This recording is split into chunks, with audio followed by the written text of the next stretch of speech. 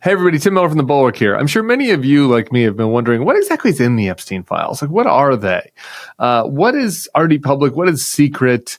What could we possibly learn if the files were released? What form are they in? And so I just wanted to do a little public education journalism for you and really break this out in a way that is easy to digest and understand. And I'm doing it all thanks to our girl, Julie K. Brown at the Miami Herald. So please do go support her journalism, follow her on social media. This is an article that she wrote in the Miami Herald. We've done 2 interviews with her on this platform. You can go watch those as well. We'll link to them in the show notes. I did one a while ago. Bill Crystal did one on Sunday. So I'm cribbing from Julie Brown here, but I do think it's important to get this into the video world. What exactly is in the Epstein files? So here's what they list out for what is still secret. For starters, Epstein's computers. And I've mentioned this in a couple of podcasts. The second raid of his Manhattan mansion in 2019, where they seized computers, what appeared to be some CDs.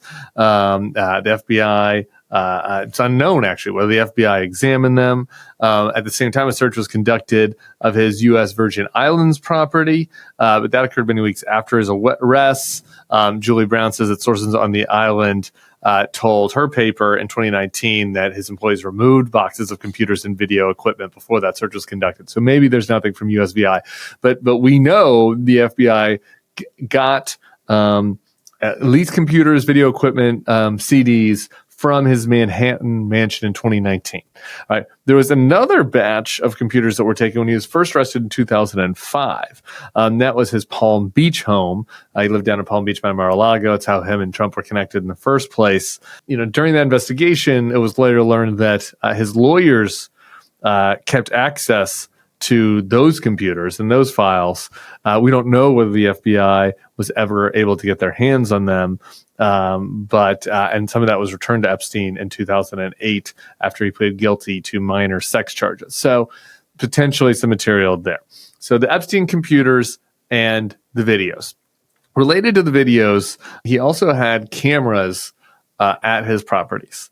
Epstein's brother and Epstein himself and allies have claimed that these cameras were only security cameras. However, several of Epstein's victims claimed that the sexual encounters were taped and used as blackmail. No one, however, has seen any of the videos. It's reasonable to assume that in the Epstein files, along with his computers, could be security camera footage from his homes. None of that has ever come out.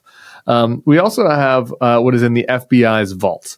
The FBI releases files on its website, as just this happens in many cases, just as kind of a public accountability measure. They released tens of thousands of pages from the original investigation back in 2007 and 2008. However, most of those documents have been blacked out. There have been journalists trying to get the unredacted versions of those for a long time. We know at minimum that the FBI has the unredacted versions of the documents they've already put out. And so that would also be included underneath the Epstein files. That's something we know that they have that could be gettable. There's some discussion of the client list. There's no real evidence that Epstein ever kept a list. So probably the Epstein files don't include like an actual list of, the pedophiles that he was blackmailing or that were with him. There's flight logs, and there are other maybe ways to kind of compile relationships and combinations of lists that you would assume that the DOJ and FBI would have had from their past investigations. But that is material that's still, we know that there's still other material, other evidence out there that would implicate other people, besides those who've been named on the flight logs. It's probably not like contained in a very digestible list, but that is something that's out there. The U.S. Marshal Service records. The Marshals inspected Epstein's plane when it arrived from overseas. This is the Marshal Service is under DHS, and they released some of the forms from that inspection.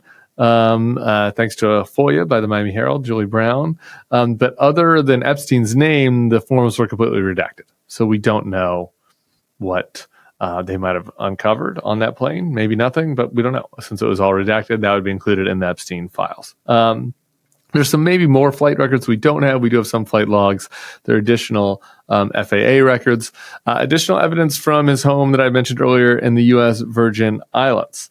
The former Attorney General for the USVI filed a lawsuit against Epstein's estate after he died, alleging that he used his Virgin Islands business as a shell company to conduct illegal activities, including child sex trafficking at his island home. The case was settled out of court. None of the evidence in that case was ever made public. Presumably, that is material that is accessible and could be released. There's also been several federal grand juries that have heard evidence against Epstein. We don't know what was presented. Those are secret and under seal. That is something, again, if you were promising to release all of the Jeffrey Epstein materials, you would release what was presented to two federal grand juries in his two cases. Then we come to the investigation of his death. They did release the video with the 1 minute missing of the Epstein death, but there are other things we don't know. Were the inmates in his cells next to him, near him, were they ever interviewed? Who else was ever on the floor, right? There are elements of the death investigation that have not been released. Finally, here's the one that really gets me the most, because immediately people want to go to the salacious and obviously into the things that directly affected the victims, be it the child sex trafficking. But the thing that has always just piqued my interest the most about the Epstein case is, how did he make his money? I asked Julie Brown about this directly in that interview that we linked to below if you want to go watch it. And the answers are just extremely unsatisfying. Who was giving him money? Were they involved in the child sex part of it at all? How did this guy, who we don't have any evidence that he was a big successful investor, he kind of came out of nowhere career-wise. He was a teacher for a while. How did he make so much money to be able to have planes, to be able to put his name on buildings at Harvard? There I think are just a million questions that could lead to potentially relevant answers about other people who are implicated in this. Maybe it would lead to answers about why this has been covered up so long, why he got such a sweetheart deal initially. It's unclear whether the FBI ever even investigated his banking and business affairs. You would assume that he did, but we don't have any details about that. And then there were a lot of other very wealthy men who have been on the flight logs, who've been accused of having sex by some of his victims. Were they just paying him off? But again, even if, I don't know, could you live the lifestyle of a billionaire just from pedophile sex payoffs? I wouldn't think so, but maybe. So to me, that is just a huge missing piece of this story, that if you're going to want to educate people about what really happened and have accountability, you would follow the money. You would figure out who was financing this guy, figure out why were they financing him. Was it because they thought he was such a great investment? That seems wrong. So were they financing him just solely for protection? Because they were going to his island and sleeping with 16-year-olds? That is a big missing piece that I think is a legitimate line of inquiry for anybody that wants accountability and wants to see more information about what is in these so-called Epstein files. Bulwark Takes is sponsored by Soul. Are you sick of drinking your calories, or are you sick of just waking up hungover? Having some drinks can be fun, but I'm glad that I found an alternative that lets me feel great in the moment and in the next morning. Out of Office Gummies from Soul. Soul is a wellness brand that believes feeling good should be fun and that it should be easy. Soul specializes in delicious hemp-derived THC and CBD products designed to boost your mood and help you unwind. Their best-selling out-of-office gummies were designed to provide a mild, relaxing buzz to boost your mood and to enhance creativity and relaxation. I've been taking a low-dosage one of these gummies before bed, and you know what? My parenting skills have gone through the roof. My kids are doing great. I'm doing great. I'm sleeping great. It's great. The out-of-office gummies come in 4 different strengths, so you can find the perfect dose for your vibe. You can choose from the gentle microdose to the perfect buzz. You can get a noticeable high, or you can get the fully lit experience, which we call here the Tim Miller Special. With wellness at the forefront, you can feel good about what you're putting in your body. All of Sol's products are made from organically farmed, USA grown hemp and are vegan, gluten-free, and low in sugar. And if you like their out-of-office gummies, you've got to try their out-of-office beverage, a refreshing, alcohol-free alternative that is perfect for summer sipping. Seriously, in that DC heat, I have to have it. So bring on the good vibes and treat yourself to Sol today. Right now, Sol is offering my audience 30% off your entire order. That's right, 30% off. Not bad. Go to getsol.com and use the code BulwarkTakes. That's getsol.com, promo code BulwarkTakes for 30% off.